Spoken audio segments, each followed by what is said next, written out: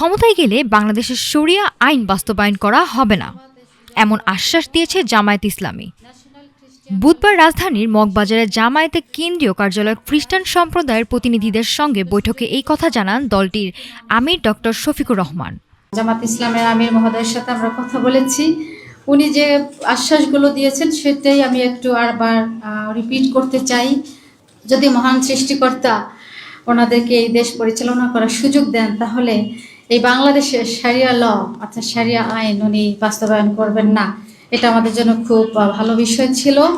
জামায়াত আমির আমাদের আশ্বস্ত করেছেন, যদি তারা দেশ পরিচালনার সুযোগ পান, বাংলাদেশের শরিয়া আইন বাস্তবায়ন করা হবে না। আমাদের সংখ্যালঘু মনে না করে সন্তানদের মতো আগলে রাখার কথাও বলেছেন। খ্রিস্টান সম্প্রদায়ের নেতারা জানান, নির্বাচন পরবর্তী সময়ে ধর্মীয় স্বাধীনতা ও নিরাপত্তা নিয়ে তারা জামায়াত আমিরের কাছে প্রশ্ন তুলেছিলেন। একটি বাগানে যেমন সব ধরনের ফুল না থাকলে সৌন্দর্য ফোটে না, ঠিক তেমনি একটি দেশের সব ধর্মের মানুষ না থাকলে পূর্ণতা আসে না। এই কথাটি আমাদের গভীরভাবে স্পর্শ করেছে।